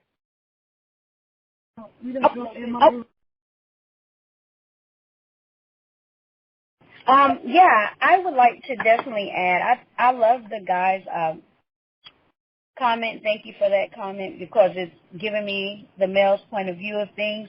That yes, when the woman is making more than the man, She should still have a submissive spirit to that man and do what needs to be done. The only thing I would disagree with is if everybody's putting in what they should to go towards bills. It has to be, as the man, I would need, some fairness there. You know what I mean? If I want to take a girls trip, for example, I don't want you to be like, no, you can't go. And I've been working hard for the whole year, and I've been doing everything, taking care of the family, washing dishes, clothes. I'm working the job, and I'm still coming home, and I'm still doing my wifely duties or whatever you asked of me. I don't want it to be, a little bit unfair. Like, I should be able to, do some things alone as well. Because, like you said, we have to work individually on ourselves as well. So it's some things of self-care that I may want to indulge in that I, really work hard for. I work hard for my family, but to also do some things that I like as well. Some things that I may have been doing long before you. You know what I mean? So it's just like a balance that I feel still needs to be there in order for me to still keep myself and you to still keep yourself. Like if you're a guy, you like to golf every Friday, that's your thing. I don't want to come in and say, oh no, you need to put everything in the pot and just, no, you can't go golfing and knowing that we have enough to do that. That's your alone time. That's your time. You know what I mean? Where you go out and do what you like to do. It doesn't have to be something negative, but you're doing something positive, something that makes you happy and that, your hobby that you really like to do. So as long as we're respecting each other, hobbies as well and certain things that we like to do for our self-care, for our mental health, which is also important, I wouldn't mind, as a woman, putting in one pot and saying, yeah, I do make more, but hey, what you say does go. But can we be fair? Can I still do the things that I've been doing, or is that going to be an issue? Where does my self-care fit in as a woman so I can, keep myself up, so I'm not completely drained, You wanna I answer think that? I want to see if Sandy want to respond to that. She said the only disagreement. I didn't see a disagreement. I think because I support me neither. what she said too. She said balance. Yeah. Oh, I'm sorry. I didn't mean to use the word disagreement. I'm so sorry. I said nothing against the idea that you should take. Yeah, because that's what he was saying. He was saying balance. Trip. Yeah, you should have a girls trip. There's nothing wrong with that. Say you want to hang out with your girlfriends and you want to save and budget for that. There's nothing wrong with that. My wife still has friends and she goes and she hangs out and she does that. But I'm just saying that we just have to not emasculate the man, or should the woman should never take the role of a man. You know what I'm saying? Because it changes the balance of the situation. It may happen naturally, but again, this is where therapy and counseling can help balance the situation out, because those things naturally can happen, and we have to respect the nature of things. When a woman is going out to the workforce and she's putting in a lot of work out there, you cannot expect her to put the same amount of work in the home. There has to be balance there too. When my wife is out there working, I do the dishes. I make sure I do the dishes and I mop the floors are mine. I mop the floor. She still does the laundry. We both work. The kid does everything else. We still everybody has their roles in the home and what they do. But if my wife decides, if I make enough finances to the point where my wife doesn't have to work anymore, and we spoke about, it's funny because we spoke about this today. I said, so when I start making good money for us, and I'm making six figures again, you don't expect me to do the dishes, right? And she goes, oh, hey, you ain't doing nothing. You just gotta come home. That's what she told me. I can bring her on the phone right now. That's what she told me today. That's how it's supposed to be. Get it written. Get it written with his signature and notarized. Yes. Let me stop. She said the only thing I expect you to do is make sure that you put your clothes in the hamper. But that's what she told me. But I'm definitely not opposed to if my wife wants to hang out with her good friend from church, and they want to hang out somewhere, they want to go to California together. As long as I trust my wife, I'm not worried about that. So, and I trust her friends, they're married women, they going out there, they want to hang out together. Yes, fine, go do your thing. I'm not against that. I ain't against that. No way. That's why I say I don't see this as a disagreement at all. It's a complimentary, not against anything I said. It's supportive. Yeah, because when she was Actually, saying disagreement, I was getting confused. I was like, yeah, what is it's more compliment. you want to? Yeah. Okay. Thank you, man. So, Naomi, thank you for the question, man. I think you definitely brought some energy to the floor. I think that was the only question that we had up. Yep, that was pretty much it. So let's just get some real quick, you guys. Let's do like 60 seconds. You guys just, say what you have to say. If you want to, again, give your information out there to people so they can check you out, I really appreciate that. I know Avanisha already spoke. Ron, you have anything you want to say for closing statements?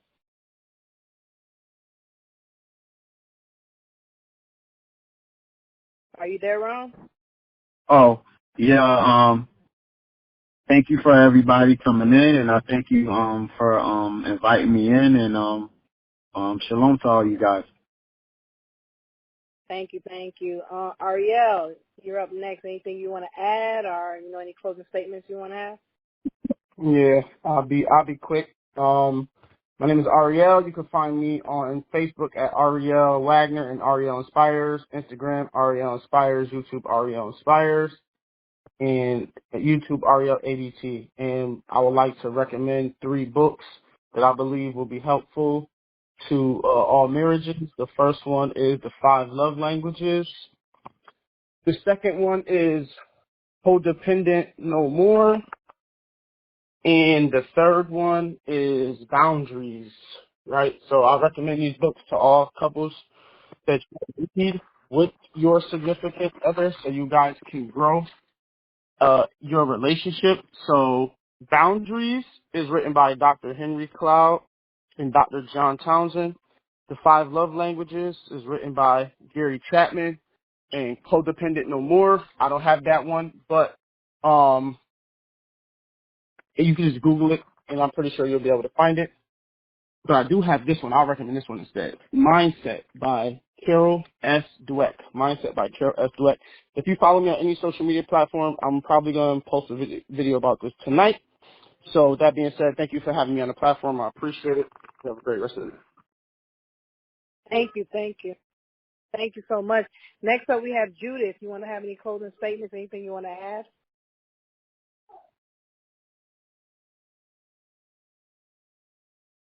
Are you there, Judith?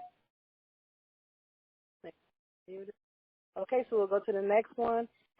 Ronnie, Brother Ronnie, you want to add anything to the conversation, any closing statement, any information you want to share with us?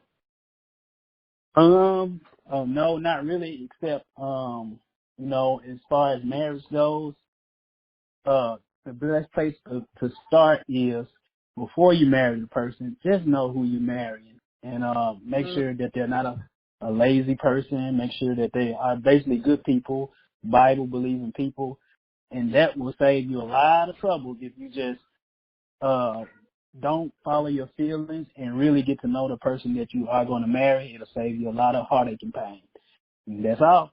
And thank you for inviting me today, Sister Christina.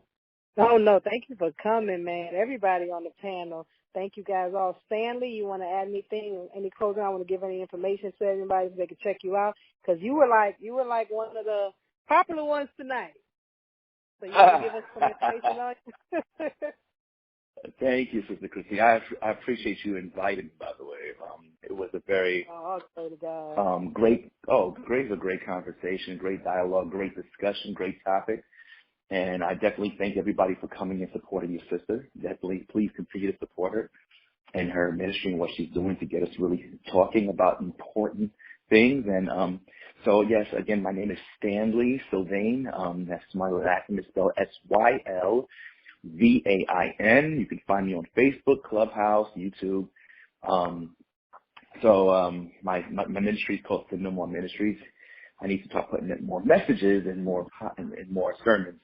But it's been great. I really enjoyed this. And again, my advice to all those that are considering marriage and those that are married right now is counseling, premarital counseling or during marital counseling. Get counseling We for your talked about it. situation. Exactly. The thing is, problems are inevitable. Issues are inevitable. Things happen. However, we need to, make sure that your family gets involved. When I say family, if you don't have a father, then get an uncle. If you're female, get an uncle. Have them check the dude out. And, have them have conversation. If you don't have no male figures in your house, get a pastor. Point is, you need a male guidance to be able to check out a good male. Sometimes you think your judgment is good enough, and trust me, it's not always that good. And for brothers out there that's checking out for the females, make sure you talk to your mom. Make sure the females check that mom out. Make sure they get along very well. Mamas know a good woman. Trust me. So I just feel that our parents need to get involved. Our pastors need to get involved. Our uncles, our big brothers. These things are important, but make sure ultimately scripturally based views and understanding. And if you are led by the Spirit, you shall not fulfill the lust of the flesh. Okay? That is straight up Galatians chapter 5. You could take a look at that. And it's powerful. If you follow these situations, marriages will be successful. Right now, I just want to say blessings to everybody that was able to show up. If this is recorded, then those who are listening to it afterwards, blessings to you all as well. I pray that everybody's home and relationships will be blessed. I pray that everybody's finances will enhance and be full and fat. I pray that your food in the refrigerator be filled and your relationships may be beautiful and mirthful. I pray for all of these things to happen. Prosperity in every way for all of us. And if you are unhealthy in any way, I pray that God bless you in your health as well. All righty? Blessings to all. Blessings to your show, my sister Christina. And please, if you can, please invite me back, and I would love to talk again. Thank you for that, Stanley. We appreciate everything that you say. You are definitely one of our heavy hitters tonight. So thank you for blessing us with all the gems you dropped for us. Everyone on here tonight, I think you guys all brought a different perspective to the conversation. And yes, this is being recorded, and we are going to try to make a video out of it. And we have a channel on YouTube. It's Christina Jean Let's Talk, and also Instagram Let's Talk _ podcast. So you can check it out too. I'm going to have it on there as well. We're going to be meeting every Sunday moving forward. It always will be different topics. If any of you are interested in giving me any ideas or any topics that you're interested in talking about, you guys have my information. Definitely hit me up. I would love to hear from you guys. Also, if you have any young children or any women on the line, I've been doing this now for over a year. Every Saturday at 2 o'clock, I have a women's ministry that I've been doing now over a year now. It's filled with all women from all ages, and also young children are there. So if you have any young children or you have any women that are interested in coming on by, I would love for you guys to come on by. It's every Saturday at 2. And also moving forward, every Sunday, I'm planning on coming here as well. I want to thank everybody. You guys have no idea how much you guys have blessed me today. God has really put it on your heart to take your time out of your busy schedule to be here, and I appreciate it. I've been working hard on this for a while, and I had a lot of nerves, and God just kind of pushed me through it, and he sent me you guys to support me, and I just want to thank you guys.